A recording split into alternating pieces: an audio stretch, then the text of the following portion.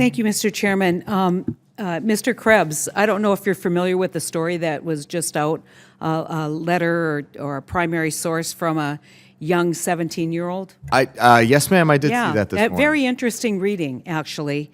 Attending a conference where, a programming conference where they were asked to try and hack into state databases and change numbers, but he decided he'd do something different.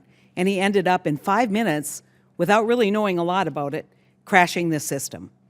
You know, anyone who reads this has no confidence at all that we're headed in the right direction and that we're taking the right kind of prophylactic measures. And one of the things that we know we absolutely have to do is we have to have paper ballots.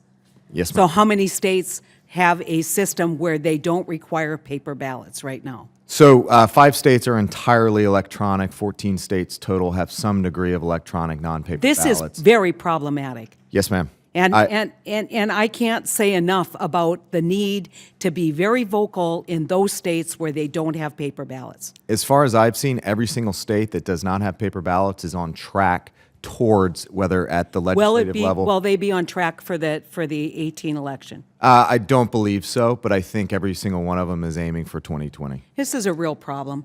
And, you know, I wasn't there in the exercise. I don't know, you know, maybe in closed session we can talk a little bit about whether this experience that this young 17-year-old had is consistent with your concerns. But, you know, obviously very, very concerning. And a wake-up call for all of us. If I can comment on that article, I try to look at the glass is half full side of this.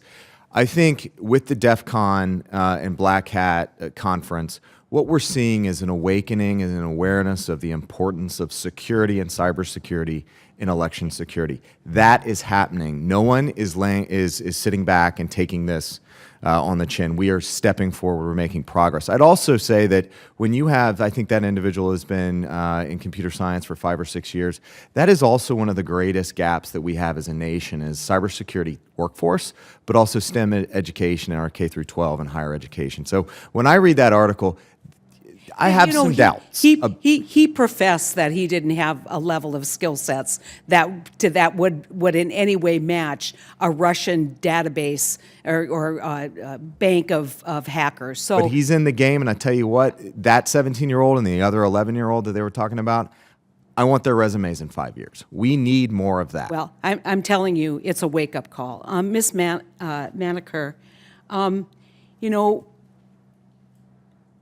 I'm just going to say that I watch, and we can look at all the metrics that Senator Tillis was talking about and GDP and effect, but let's get down on a micro level, because I've been watching your work regarding Rusal.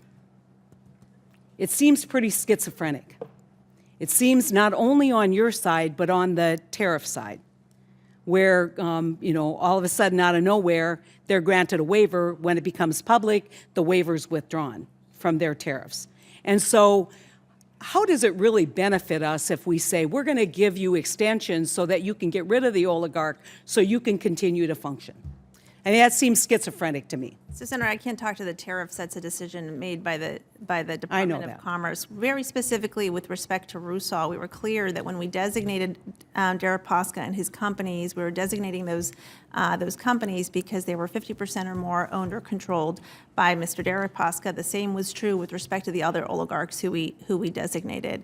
At the same But you let him take his money out of the company before it then said we'll lift the sanctions. We haven't lifted any sanctions on Rusal. On the very same day that we issued those designations, we also appreciated, as we've been discussing, that those kinds of designations can have wide-ranging Isn't that the impact. purpose of these? To actually have wide-ranging effects that will lead to economic harm and will lead to consequences? Yes, but Senator, with all due respect, the impact that some of those sanctions can have, Rusal was... That's true in any kind of global economy. We're going to have... No one cares that soybean farmers are collateral damage. So why do we care if other people who use aluminum are collateral damage on sanctions? So Senator, Rusal is one of the biggest aluminum companies in the world. They have operations all over Europe. We've been in close discussions with our close partners and allies. We wanted to make sure that the impact of the designation was felt on Mr. I'm out of time, Deripaska but and my not on our only, close my only allies point and on this partners. is there is an approach avoidance on what you guys do. And it just seems to me that when you have your boot on the neck of a bad actor, you should keep it there.